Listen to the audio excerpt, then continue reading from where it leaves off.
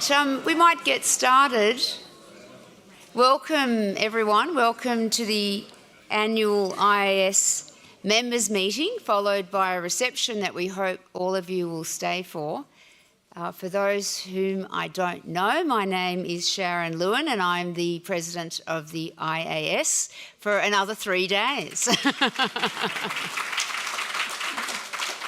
Thank you, and welcome to Munich and welcome to AIDS 2024. I hope you've had a great first day of the conference and I hope you enjoyed and were inspired by the opening ceremony last night. This meeting is to inspire all of our members, to allow you to hear the very latest science, to mix with your colleagues, mix with people you don't normally meet with, for activists to mix with scientists, to mix with policymakers. And we know that great things can happen with that combination, and we remain dedicated to do that at the IAS. I'm joined here by the members of the Governing Council. They are the most important people in the IAS because they set the direction of the organisation.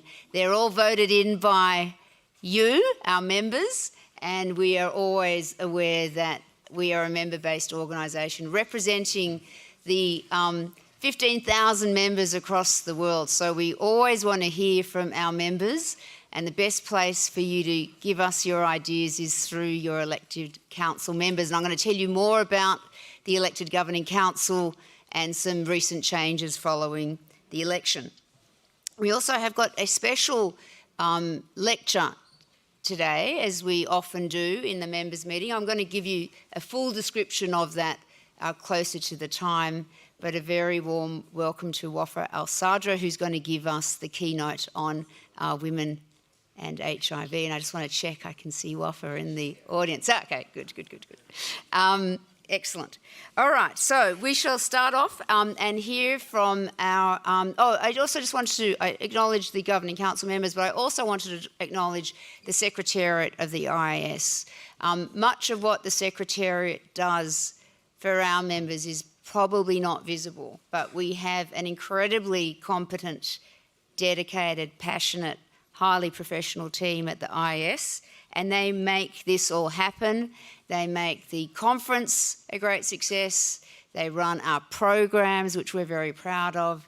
They run the JIAS, the Journal of the International AIDS Society, and I want you also to give them a round of applause to support what they do. And the whole team is, of course, led by our wonderful Executive Director, Birgit Panachowski, who's going to tell us a little bit about what the IAS has been up to over the last year. Welcome, Birgit.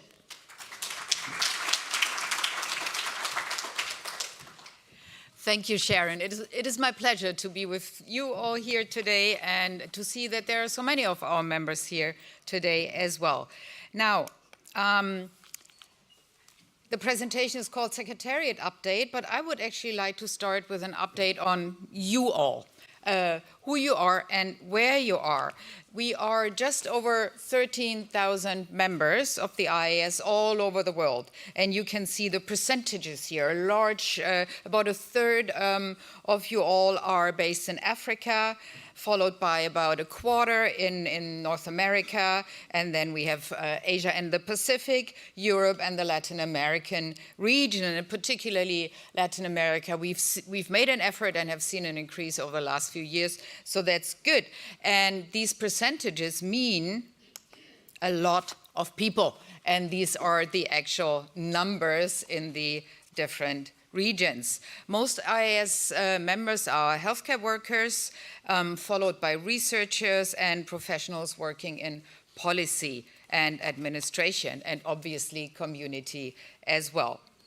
What I would like to take this opportunity for as well is to thank those of you who provided feedback into the next IAS organizational strategy, which we are currently developing and which will be launched at the end of next year.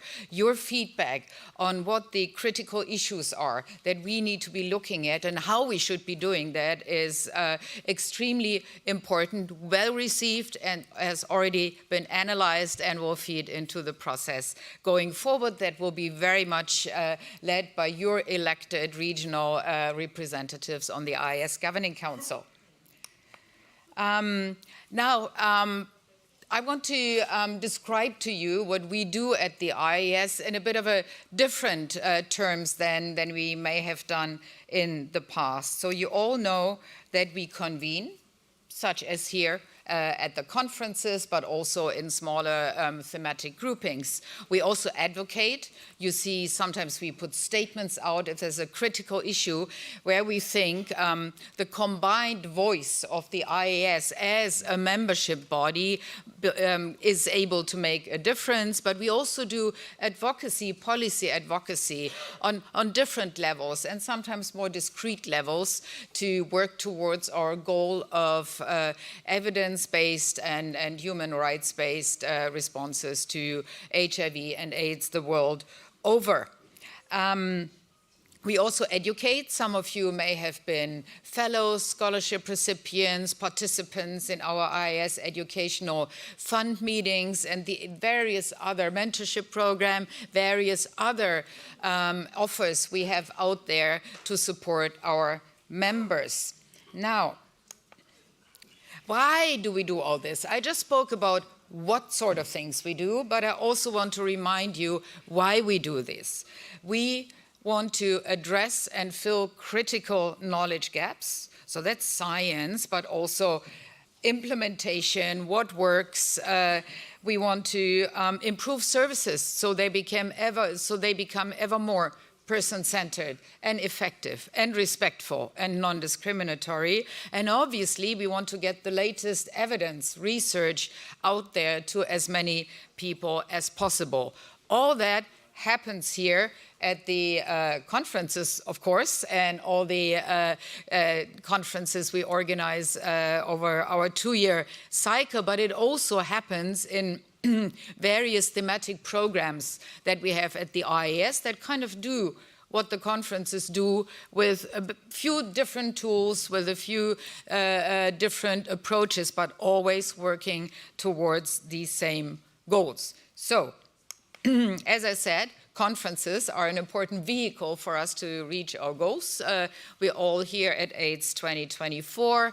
I hope you're having a good time here. I hope you're achieving what you want to achieve. I'm sure is not just hearing the latest science, but also meeting with your colleagues and those who aren't your colleagues yet, but should be your colleagues going forward. So I hope that is all working out for you. I was very glad that yesterday in the opening, we heard the German Chancellor to recommit to funding the global HIV response. This is an important signal. With the Global Fund replenishment coming up next year. So this is also why we do the conferences, to get attention to the cause that we all share. We also pursue our goals through the IAS Educational Fund, smaller meetings that we organize with partners who actually know what's going on in the field in countries and sometimes at a regional level. So this year we've already been going from left to right in Tunisia, Pakistan, and the Philippines. That happened earlier this year, and we had Governing Council members present at all of these meetings, and not just present, actually significantly shaping these meetings. And later this year, we will have regional meetings in the Caribbean, and that'll take place in Trinidad and Tobago, and in the Eastern Europe, Central Asia region in Moldova. So those are coming up later this year. Now, some of you may have read the annual letter that Sharon and I issued earlier this year, and that spoke about the key topics that we are working on this year specifically. There'll be a new set next year, and this year we have chosen a few that, and we chose them based on what is going on in the HIV response and what's going on in the world more broadly. We laid them all out in the annual letter, but also are picking up on these themes in our new newsletter that we are sending out every other month. So you have all received the first edition, and the topics for the year are upholding human rights and putting people first. So that's what we're also here to do at the conference. Coming up are uniting the HIV response,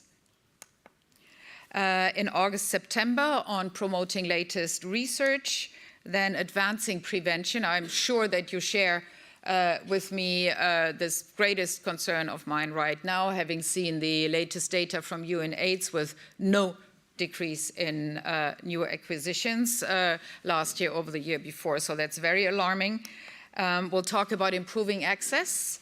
And finally, early next year, about integrating services. And in these newsletters, you will find information at what we do across the IAS on these different themes. They are also the topics that are being picked up in our celebrated HIV Unmuted podcast series that I hope you've all listened to already or will do going forward. And importantly, and I want to draw your attention to that, on our new knowledge platform, learning platform that we call IAS Plus. This was launched in October last year only. And ever since, we have had 16,000 unique users from 171 different countries. The map at the top shows you, obviously, you understand the color coding here.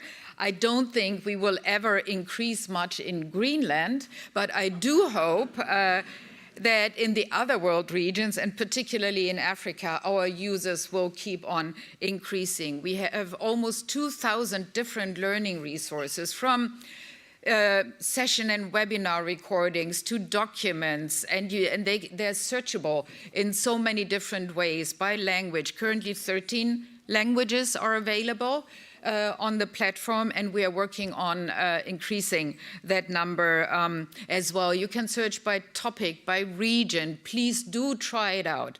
It grows with your usage. We appreciate feedback anytime, so please make use of this new tool that we have available for you all. What is new this year as well is we launched this as open to anybody. We will now also be adding content that is specifically for you, the IAS members, on this platform as well. And you'll hear more about that as we go forward. Very happy to say as well that we received an award for the Best Educational Professional Development Offering for IAS Plus. So we're very proud of that. We didn't apply for it, and yes. All right, moving on. Where do we meet in this big grouping next? Where will our conferences be? So already in a few months' time, HIV Research for Prevention, the conference will take place in Lima, Peru, and it spans the entire breadth and depth of HIV prevention science. As you all know, IAS 2025 will take place in Kigali, in Rwanda, in July next year, and I really hope to see you all there. For AIDS 2026, we will be in Latin America. We cannot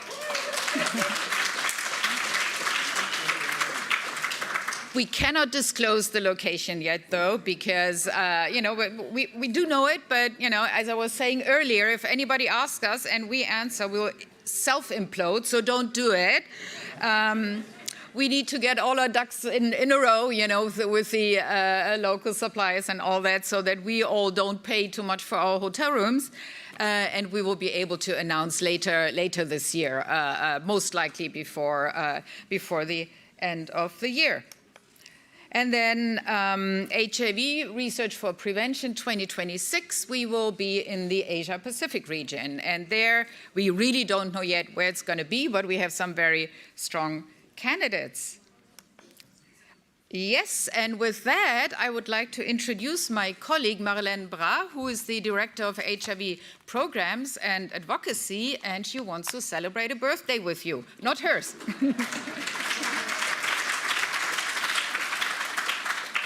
I don't think anyone will trust that I'm 20-year-old.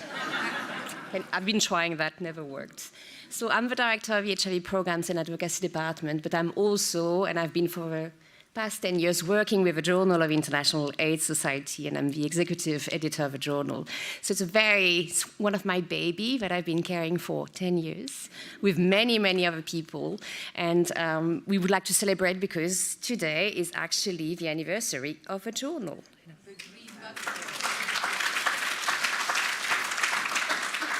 So very quickly, the journal was founded by Mark Weinberg in 2004 and launched at the Bangkok conference.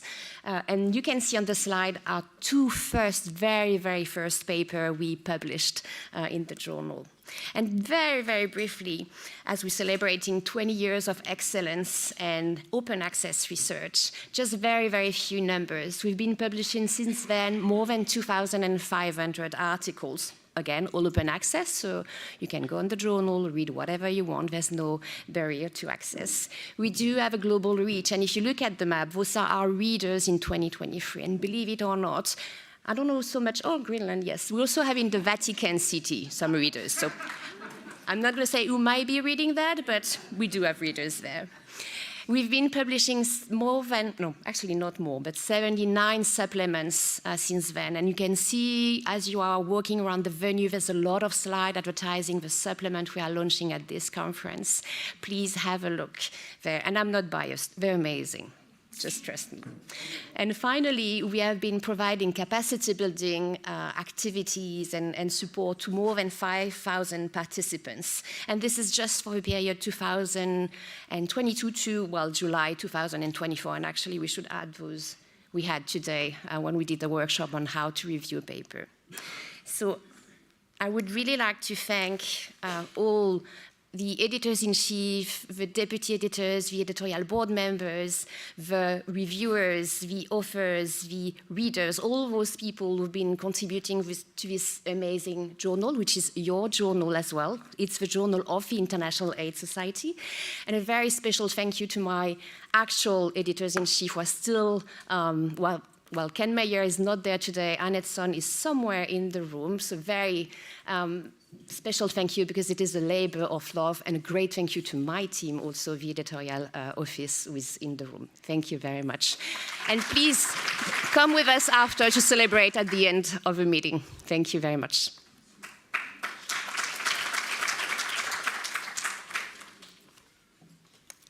Thank you, Marlene. It is now my pleasure to hand the microphone over to Jennifer Cates, who is the IAS treasurer and has very aptly and diligently made sure that we are in good shape for a number of years. Jen is the senior vice president and director of global health and HIV policy at Kaiser Family Foundation. There, she directs policy analysis and research focused on the US government's role in global health and on the global and domestic HIV epidemics. Jen has been a governing council member since 2018 and has held her role as a treasurer since 2020. Jen, the floor is yours.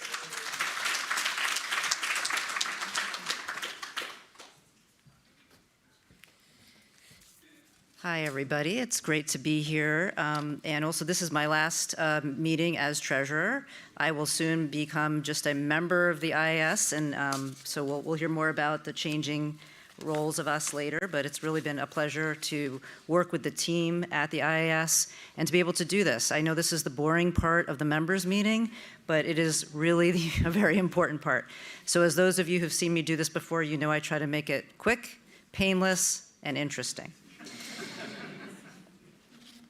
It's the green button. Okay, so what we're going to go over today are these things. We're going to talk about our consolidated financial statements from 2023, where we are with the conference from 2023, and the auditor's report. We're going to ask for your approval. We're also going to ask for your approval of the reappointment of our auditor. And before I proceed further, I just want to let you know that our auditor, who's KPMG, is not calling into our meeting today, but we, the Finance Committee of the IAS, had a meeting with them and are in regular contact with them. And any questions that come up that that are pertaining to the audit, either myself or Emmanuel Fumant, the finance director from IAS, could answer those. Is everybody okay with that? Great. Okay, so we can continue. And also the details of the audit and everything else are going to be online if they're not already there. So a couple of things you'll see. This is the result of the consolidated financial statements. It's a $3 million deficit. Why is that, you might ask, as the membership? There's two reasons primarily. One, the IAS 2023 conference had a deficit, and I will get into that a little bit more. In addition, and this is always complex when you're managing multiple conferences over, way in advance, we prepay conferences. So we made a payment for this conference in 2023. So those are the two main reasons why you see that deficit. The good news, and again, this is all mostly good news, and we can talk about the conference piece later. The auditor's report was an unqualified opinion on the 2023 financial statements, and that's why we're going to be recommending that you approve it.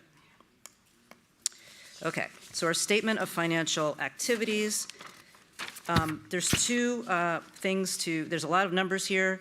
This is where you can see under 2023 at the way bottom, that deficit that I just showed you.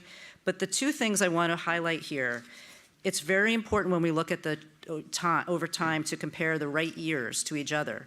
So if you recall, 2023 was when we had the science conference. We compare that to 2021.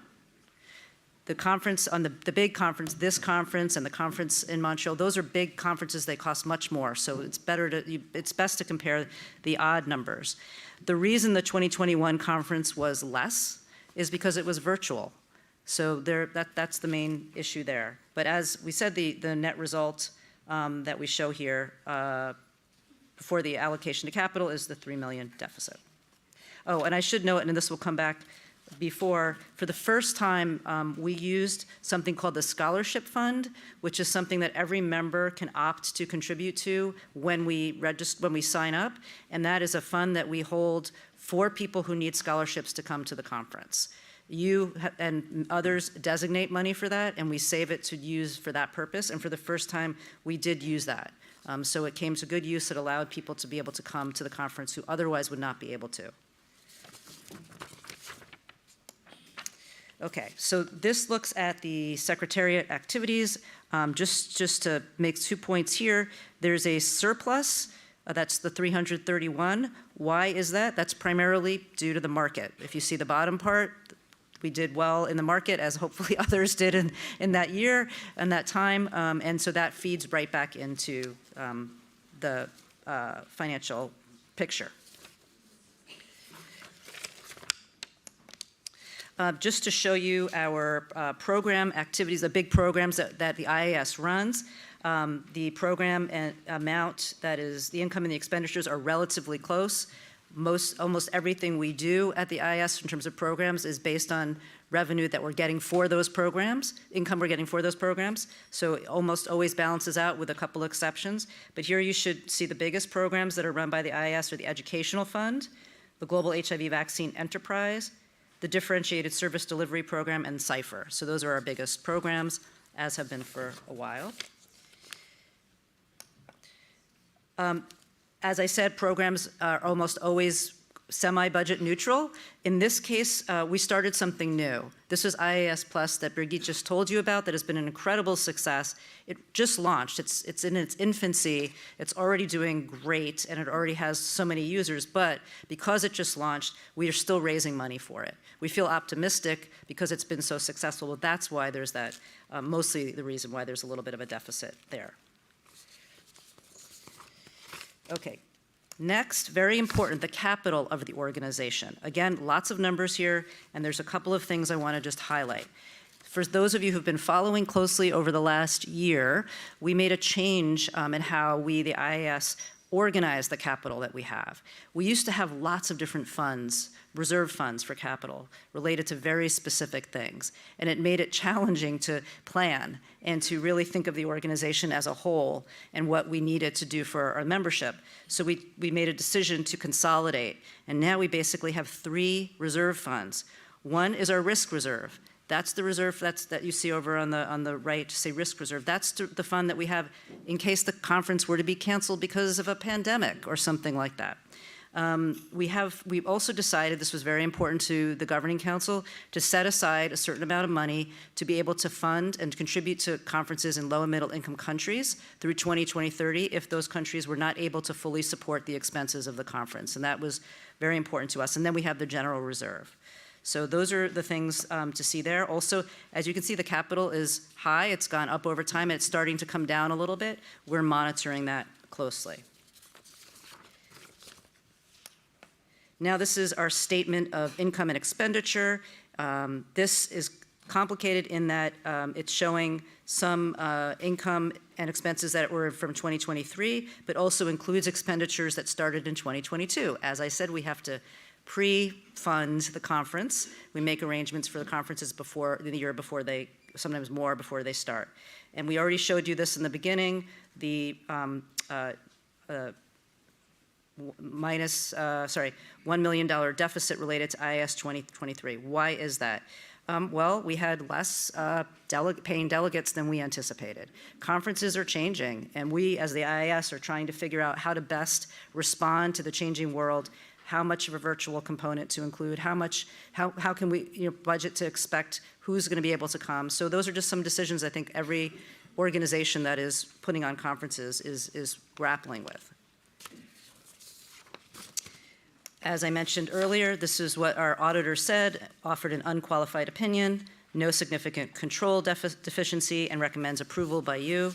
This is very good news for anyone who does budgets and finance. So if there are any questions, I'll just ask if there are questions first before I ask for your approval. Okay, don't see any, and certainly I'll be here after if there are. So I would just ask the membership if you approve the 2023 consolidated financial statements. If you do, raise your hand, make a noise. I think that counts as an approval. And great, thank you very much. And will you approve the reappointment of KPMG as our auditor for the next year? Hands up, noise. Terrific, thank you so much. Really appreciate your support and that you didn't fall asleep during this presentation.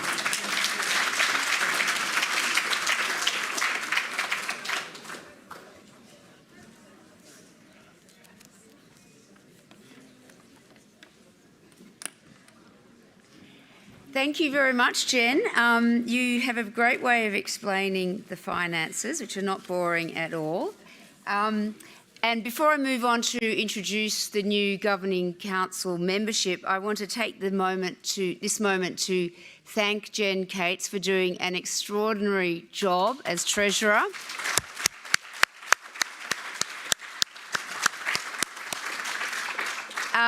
Jen was not just Treasurer, she was also a very important member of the Executive Board, a wise and considered and experienced voice when making important decisions for the IAS. I know I personally relied on Jen's advice on a number of issues, as did many of my colleagues on the Council. We're going to miss Jen very much, and we have a small gift of appreciation for her.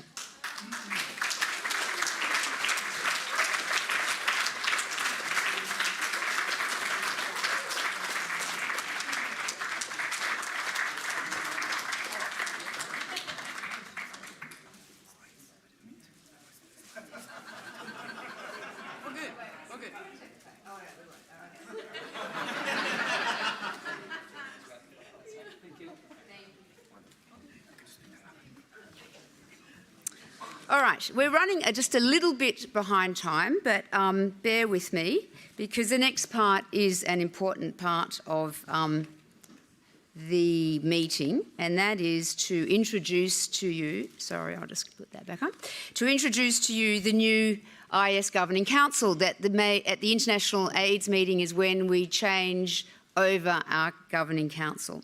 So the first three people I will announce are very important office bearers of the IAS. And so I want you to give them a very big round of applause.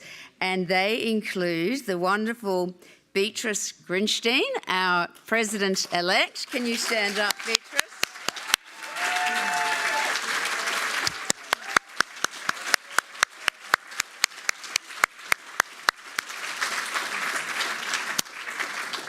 And for those that don't know, Beatrice comes from Brazil, so it's wonderful to have a Brazilian president.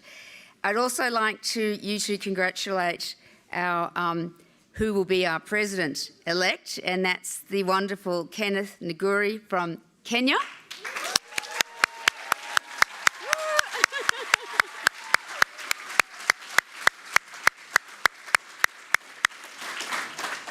So the IAS is going to be in very good hands, at least for the next 4 years. I can guarantee you of that, with Beatrice and then Kenneth. And then our new treasurer, the wonderful Bruno Speer from France. Bruno.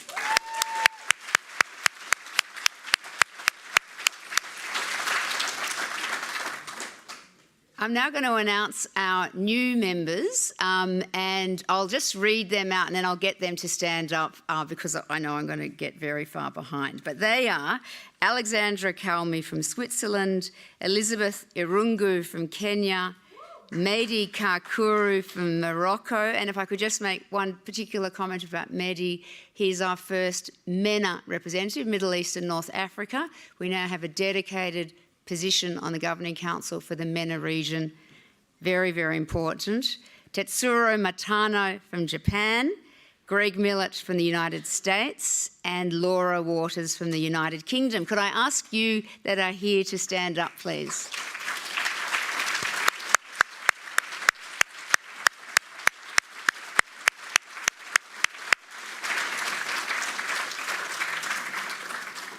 And very, very warm welcome to our new Governing Council members.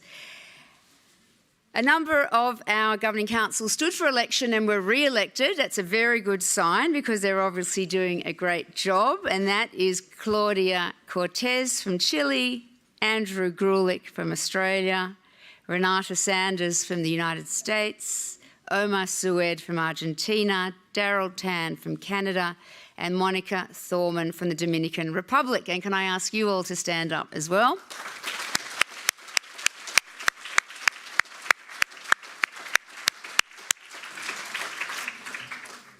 And finally, to say thank you to several members of our Governing Council who will be leaving us at the end of this meeting, and that's Susan Bookbinder from the United States, Shuzo Matsushita from Japan, Josephine Nabukenya from Uganda, Chloe Orkin from United Kingdom.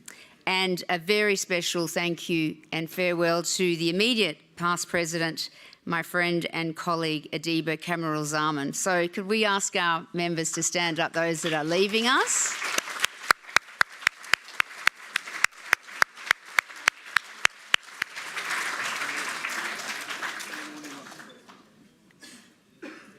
And we have several other Governing Council members that haven't yet been mentioned, and I'll just quickly read their names. And that is Patrick Bitangumba-Wenzi from Burundi, Susan Shumba from Zimbabwe, Ishwa Galada from India, Nitya Panupak from Thailand, Andrei Klepikov from the Ukraine, Christina Massini from Italy, Brenda Crabtree from Mexico, and Mitchell Warren from the United States. If I could ask you to stand up as well so you all know who is on the Governing Council.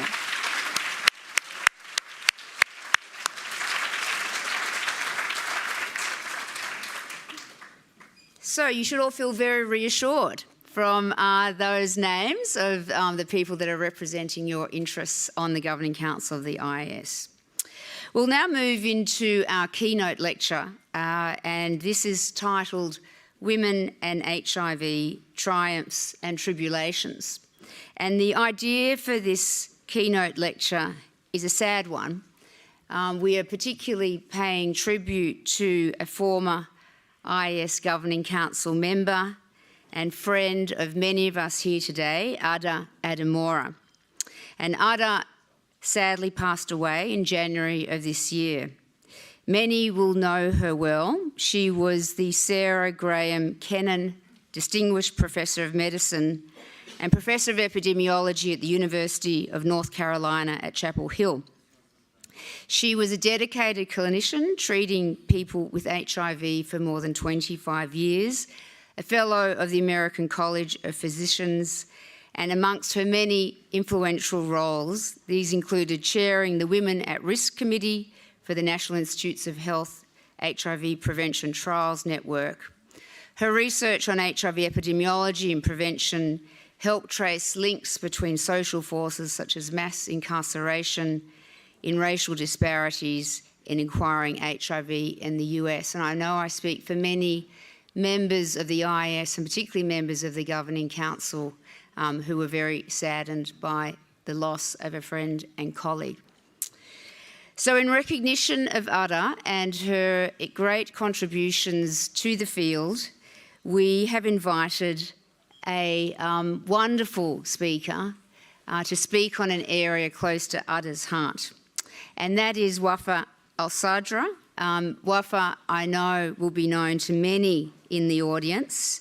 Wafa is the Executive Vice President for Columbia Global, University Professor of Epidemiology and Medicine, founder and director of ICAP at Columbia University, director of Columbia World Projects, and the Matilda Krim Amfar Professor of Global Health at the Columbia Mailman School of Public Health. So a very busy person, but in addition to that, has made countless major contributions to our understanding of how best to manage HIV, not just in the United States, but globally.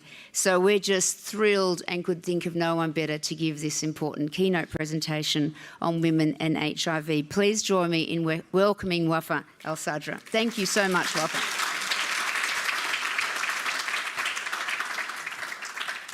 Well, thank you very much, Sharon, and for this very generous introduction. And I'm really thrilled to be invited to give this talk today, especially in memory of Ada Ademora. And I'll tell you more about her as we move forward with my presentation. And I thought there's no, when we think of Ada, we think of women in HIV, or I think of women in HIV. And that's why this topic for the talk today is Women in HIV, Triumphs and Tribulations. Okay, let's get started.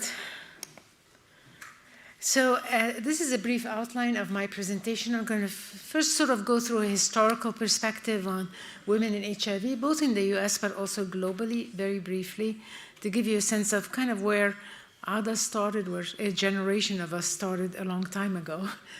And then talk about some of the triumphs that women have achieved, as well as some of the tribulations and the challenges that women living with HIV or women at risk are facing day in and day out. I'll touch a bit on how can we end the epidemic amongst women around the world, and with some conclusions, and then we'll share some reflections on Ada and her life and her career. Okay. So let's get started with the global burden of HIV amongst women. I think you'll see from this slide here that as of the end of 2022, there were, as you know, many of you in this room, more than 39 million people who are living with HIV around the world. And 53% of all these individuals were women and girls. So I think it tells us that, and we know this, that women have borne a major burden in terms of the HIV epidemic. And then when you look around the world and you think about where are the largest numbers of women and girls who are living with HIV, and here the circles represent, the size of the circle represents the number of women and girls. And again, in the green here are the Africa region. And you'll see, of course, that when you look at the burden of HIV amongst women, you'll see that, as we all know in this room, that certainly that is paramount in the Africa region. And particularly, of course, the largest numbers are in South Africa. as you can see on the slide, but also several other countries in Eastern and Southern Africa, as well as in Western Africa. But nonetheless, also you'll note from this figure that women are impacted all over the world, not just in sub-Saharan Africa, but all over the world. And again, you'll see, for example, in Latin America and the Caribbean, again, the largest numbers are in Brazil, but elsewhere, HIV has touched the lives of women around the world. But certainly there are some parts of the world where women have been more severely affected by the HIV epidemic. Now let's look back and go back a long way. Actually, before many of you in this room were born, I would suspect. But this is actually starting in the US and the history of kind of HIV in the US. And for some people in this audience that I know are familiar with this history, but some of you may not be familiar with this history.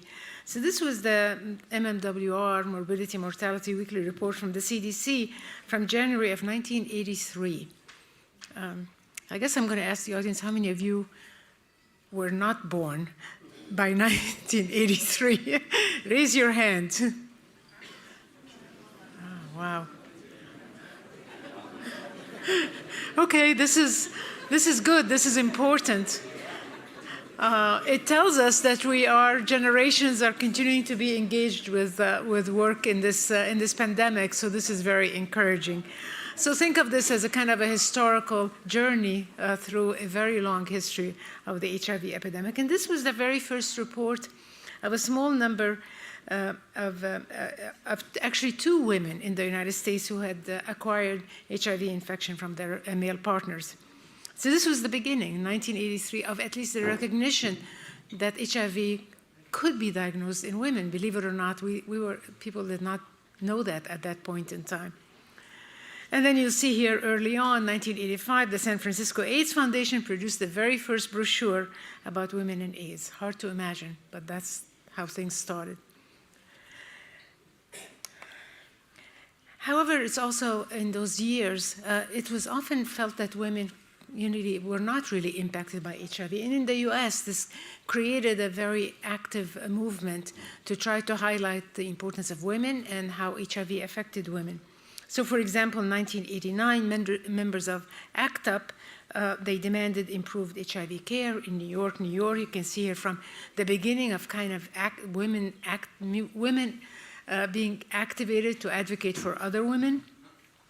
And you'll see as well other evidence of this activism for women and for women with HIV. However, it was these were tough years. It really was an uphill battle. And actually for years there were issues in the United States that the AIDS diagnosis in the US kind of did not include women. And it's very important in the US to have that diagnosis in order to get some benefits and some support from the system in the country.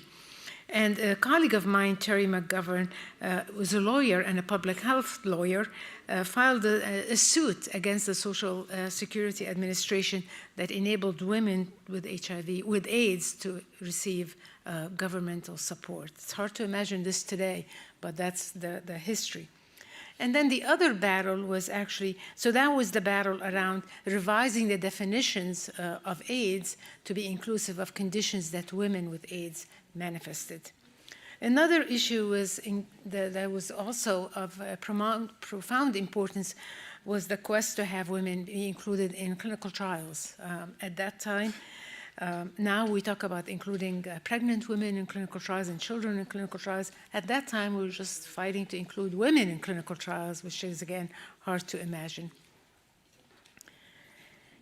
But interestingly, after this lawsuit and after this advocacy to change the definition of AIDS to be more inclusive of women, you can see here that it was clear that it was there was possible then to identify many more cases of AIDS amongst women, and there was a beginning of appreciation of the magnitude of the epidemic in the population in the U.S., and particularly amongst African American and Hispanic populations.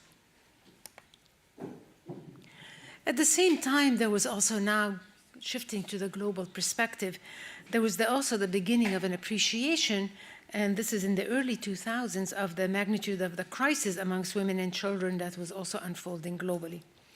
And you'll see here again the statement here in 2004 that said, the quote, "If the international community had done the things we know we need to do around women's empowerment issues, the impact of HIV and AIDS wouldn't be as severe as it is today." So that was the beginning of recognizing that, again, women, not only in the United States, but also women around the world, were bearing the brunt of the HIV epidemic. And of course, that followed with increasing rates of HIV identified amongst women around the world, in many countries around the world. But importantly, I think this every step of the way, along the way, there was huge activism, and the activism was often by women themselves, speaking up for their sisters and their mothers and their grandmothers and their own daughters, in order to be able to pay attention to the issues that are specifically related to the HIV epidemic and its impact on women. And that often also was initially at least, it was centered on the issue of prevention of vertical transmission of HIV in many countries around the world. So I think we started seeing the activism, and this activism was very profoundly important for really transforming the way HIV was appreciated and the way HIV amongst women was appreciated. Now let's talk about some triumphs, okay? So when you look at this slide here, you'll see on the left-hand side the global HIV data, and these are the 95, 95, 95 data that you're all very aware of, the UNAIDS targets.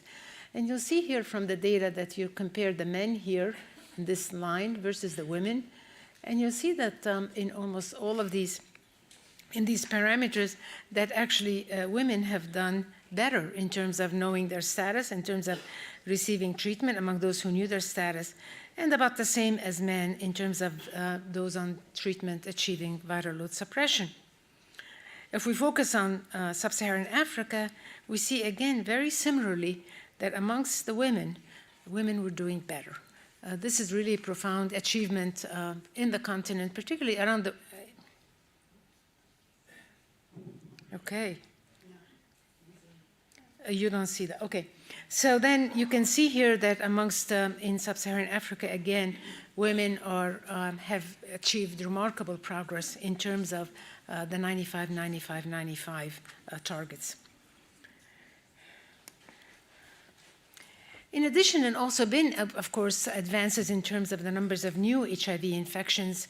And these data here show the numbers of new infections in women and girls in Eastern and Southern Africa.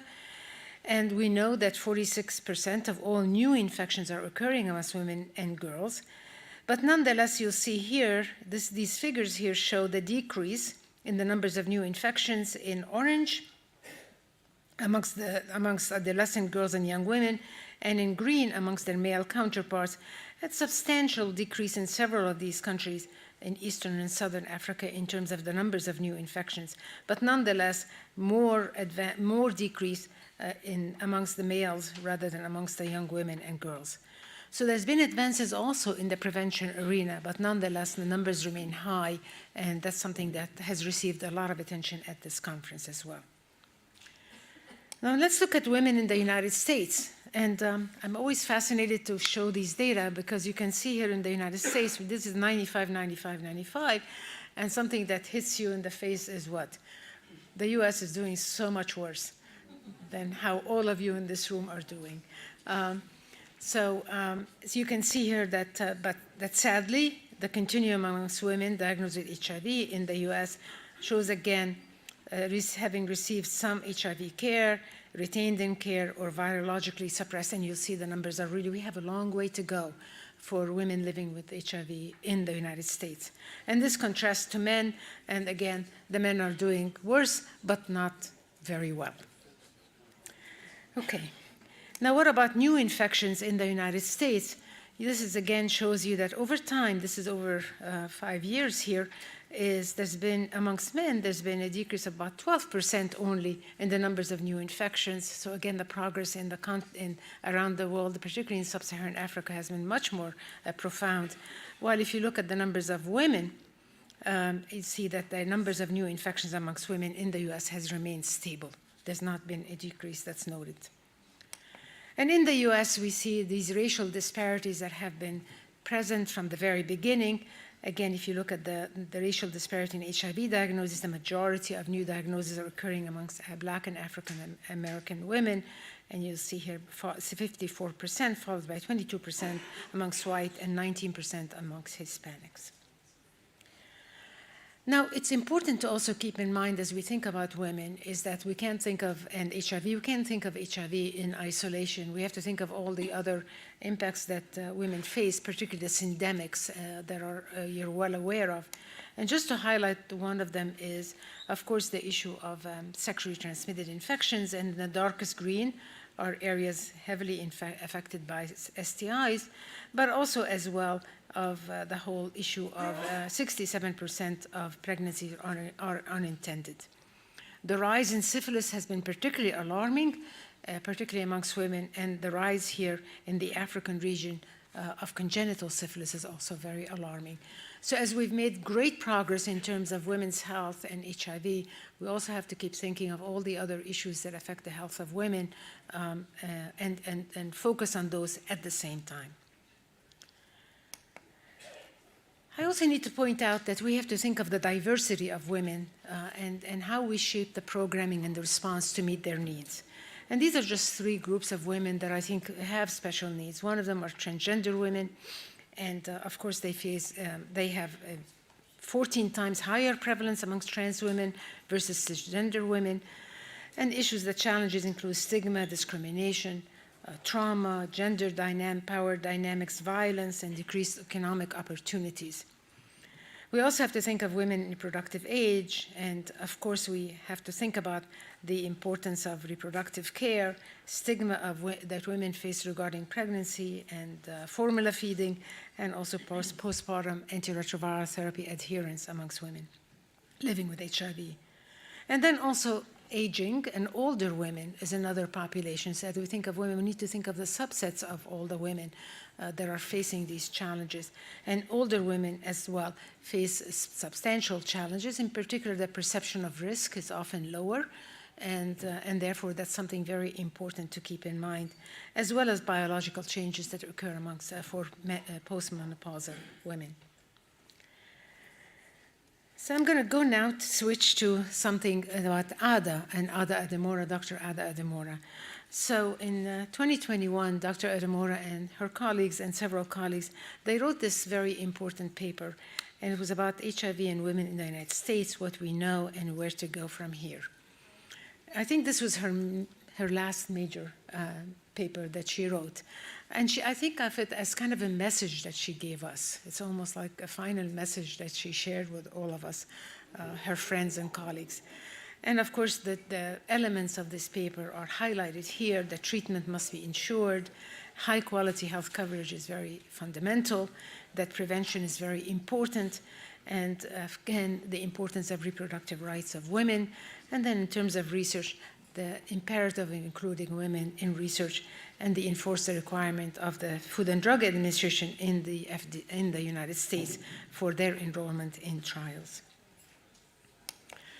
So in conclusion, I can say that there have been very important strides that have been made in the fight against HIV among women. And I think many of you in this room are part and parcel of this struggle and are really the ones who have helped achieve these remarkable achievements. The social and structural inequities that Ada focused on in her life, whether they're gender-related, racial, or economic, or geographic, or the intersectionality of all of these are the root causes of the health disparities that the diversity of women face. And that we must address these barriers through using novel and combination interventions. That's going to be the way that we'll be able to address the HIV epidemic amongst women. So I'm going to end with a few words about Ada Ademora. So as you heard from Sharon, she was a distinguished physician scientist who made exceptional contributions to the field of epidemiology, prevention, and clinical care. And her focus of her research has been on HIV transmission, particularly again amongst women and African Americans. And she focused on shedding light on the social determinants of health, and also was very interested in sexual networks and transmission of HIV and other sexually transmitted infections. Her work focused on always the most vulnerable, on poverty, on incarceration, and their association with risk of HIV infection. Importantly, Ada was a very committed mentor, and she was extremely supportive of her mentees and really helped them to she helped create pathways for young people to achieve their professional aspirations, while at the same time instilling in them the importance of advancing social justice. When asked what has guided her life and career, Ada said, "Do what you like, do what's important, and do what's right." I think it's an important message for all of us. We have all benefited greatly from Ada and her exceptional skills, and she played a lot of leadership roles, and you heard about some of them for IAS and the HPTN.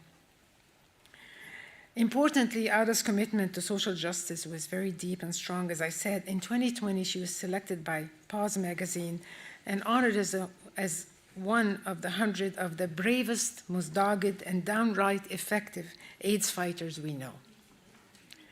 In sum, Ada was simply incomparable. I am very honored to have gotten to know her as a colleague and as a friend. She was a gifted physician, a committed mentor, an exceptional researcher, a dogged advocate, and a devoted friend to so many around the world. Ada, we miss you, but we will never forget you. Your legacy will continue to inspire so many around the world. Thank you very much for your attention.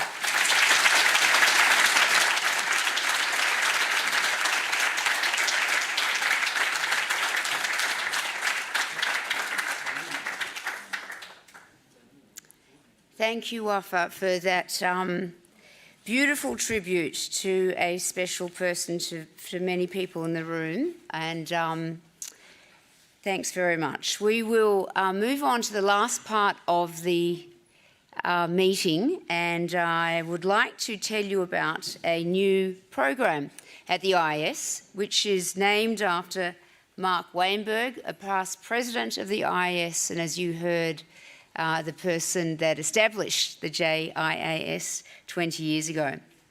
So the Mark Weinberg Fellowship Program is an initiative of the IAS Educational Fund, and it's aimed at strengthening access to high-quality HIV service delivery with a person-centred approach in Central, Eastern, Southern and Western Africa and Asia Pacific, by providing 2-year fellowships for clinicians to become HIV specialists. So in Africa, the program is supported by ViiV Healthcare, and it places fellows in clinical institutions in Africa and Europe for a year, while in Asia, the program is supported by Gilead, and fellows spend 1 year at a clinical institution and 1 year completing a mentored research project. During the programs, fellows get expert training and one-on-one mentorship to build capacity, foster clinical research, and develop long-term sustainable partnerships.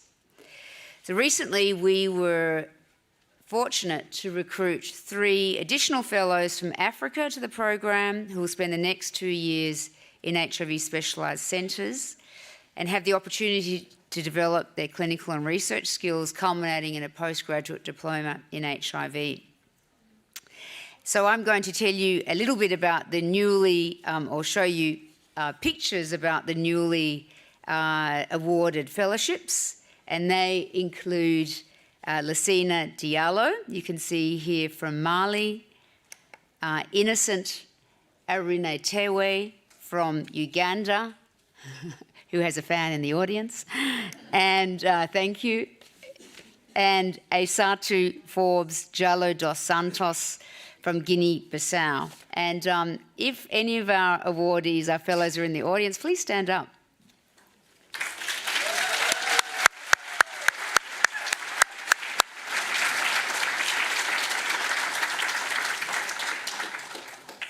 congratulations, special congratulations, and wonderful you could be with us today, Innocent. We look forward to working with you for you to be active members of the IAS. And we also, special thanks to the award committee. These awards take a lot of thought and time, and expertly chaired by Kenneth Naguru. Thank you very much, Kenneth. And also very much thank our sponsors, particularly Vive, who allowed these awards of these fellowships. That brings me to the end of the members' meeting, but before we close this year's general IAS meeting, I want to take a moment to honour the memory of a previous IAS president, and that's Lars Olof Kalings. Lars was the founding president of the IAS and unfortunately passed away on the 17th of June this year. It was at the International AIDS Conference in Stockholm, Sweden in 1988 that Professor Kalings and his colleagues created the IAS to sustain the conferences and bring together scientists and policymakers to share their latest research findings. He became the first president and was also the IAS Secretary General from 1994 to 2002. So thinking about legacy, how extraordinary is that? To have had the foresight to establish an organisation like the IAS. And here we are at the 25th meeting, many years later, still making a huge impact. Still, of course, not seeing the end of the HIV pandemic, but continuing to change its course and having a big impact on everyone affected by HIV. So in memory of Lars Kalings, thank you for your vision and your legacy. So thanks everyone for staying with us at the members' meeting. It's fantastic to see so many people here. Thank you for your contributions to the IAS. Thank you for all the work you do in your own countries and regions. And please join us for a networking session. There is food and drink to keep you here. And I hope you stay around and meet some of your other fellow members from around the world. Thank you very much.